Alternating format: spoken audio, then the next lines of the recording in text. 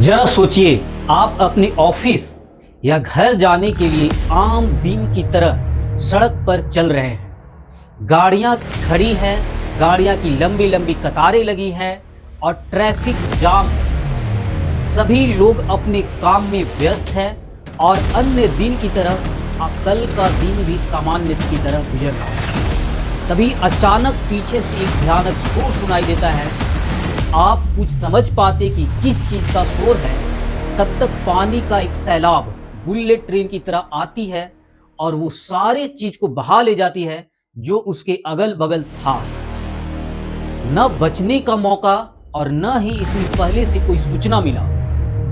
ये दर्दनाक जो घटना हुआ है और ये जो दर्दनाक व्यू है, न कोई मूवी का व्यू है और न ही कोई फिल्म का काटा गया दृश्य है, बल्कि यह दृश्य नेपाल की हुई घटना का है।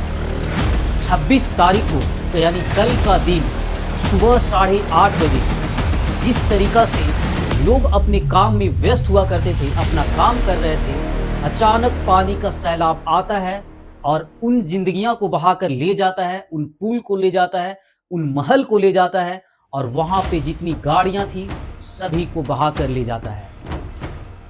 हम बात कर रहे हैं नेपाल में आई बाढ़ की, कि किस तरीका से नेपाल में बाढ़ आता है और हजारों जिंदगियां ले लेता है। अभी के सूचना के अनुसार 460 लोग मारे गए हैं और हजारों लोग लापता हैं, जिसमें भारत के भी 105 लोग लापता हैं। जो लोग जा रहे थे वहां पे अपनी भक्ति में कि शिव जी का दर्शन करेंगे, शंकर भगवान का दर्शन करेंगे और कैलाश जा रहे थे, उन लोगों का फोन तक नहीं लग पा रहा है। उनके परिवार वाले काफ़ी दुखी हैं, काफ़ी सदमे में हैं। आज पूरा नेपाल के साथ अगल बगल के देश भी काफ़ी दुखी हैं, क्योंकि कई टूरिस्ट भी अभी लापता हैं, उनकी खोज पड़ताल किया जा रहा है। आज हम समझेंगे कि न पानी हुआ न बादल फटा, फिर अचानक ऐसा क्या हुआ कि नेपाल में ऐसा दर्दनाक हादसा हुआ। दोस्तों, होता यूं है कि तिब्बत जो चीन का हिस्से में आता है, वहां पे एक बहुत बड़ा बर्फ का पहाड़ अर्थात ग्लेशियर, जिससे बर्फ और मलबे नीचे आकर गिर जाते हैं और गिरने के कारण ये नदी का रास्ता पूरी तरीके से ब्लॉक कर देता है। जिस तरीके से वहां एक झील का निर्माण होता है और वहां पे बहुत सारा पानी आ जाने के कारण उस पर दबाव बनता है और अचानक ये रास्ता टूटता है और सारा पानी भोटे कोशी नदी में बहना स्टार्ट कर देता है और वो नदी से होते हुए पानी नेपाल के त्रिशूली नदी में आता है और ऐसा भयंकर मंजर देखने को मिलता है। दोस्त, आप सोच सकते हो कि 10 सेकेंड का समय नहीं मिला। जो नेपाल और चीन के बॉर्डर पे बना 5 मंजिला बिल्डिंग है, वो धाराशाह हो गया। वहां पे जितनी गाड़ियां थी वो सारा बह गया। जो लोग कैलाश जा रहे थे शिव जी का दर्शन करने, वो लोग लापता हैं। 460 लोग मारे गए हैं और हजारों लोग लापता है। अच्छा, इसकी सूचना भी नहीं दी गई। सरकार को तो पता होना चाहिए था कि वहां पे ऐसा झील का निर्माण हुआ है, फ्यूचर में पानी यहां आ सकता है, इसके लिए लोगों को चेतावनी दिया जाए, तो कोई चेतावनी तक नहीं दिया गया। जितना इसके लिए कुदरत जिम्मेदार है, उससे ज्यादा कहीं ना कहीं नेपाल और चीन की सरकार जिम्मेदार है, क्योंकि ऐसा घटना 13 महीना पहले भी हुआ था, जिसमें कुछ लोग मारे गए थे और सरकार को बताया गया था कि ऐसा होने का फिर अंदेशा है। फिर सरकार हाथ पर हाथ रखे क्यों बैठी? चीन की सरकार ने क्यों नहीं बताया कि तिब्बत में एक ऐसा झील बन चुका है, इसके प्रेशर के कारण नेपाल में ऐसा चीज हो सकता है। आज चीन जिस तरीका से नेपाल को सपोर्ट करने आया है, अगर वो कुछ दिन पहले बता दिया होता तो जो लोग मारे गए हैं शायद आज वो नहीं मारे गए होते।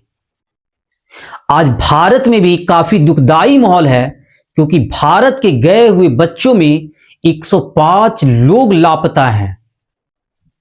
भारत सरकार ने ये उम्मीद दिखाया है कि हर संभव वो नेपाल के सरकार के साथ हैं, लेकिन भारत सरकार से भी एक सवाल है कि जो लोग शिव जी का दर्शन करने कैलाश जा रहे थे, क्या आपने उस रूट को पहले से देखा था कि रूट सही है?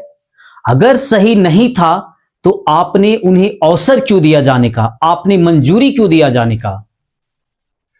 अगर सरकार अपने आप को अच्छे से अलर्ट रहती, देखती कि ऐसा कुछ होने वाला है, तो नेपाल में ऐसा कुछ भी नहीं होता।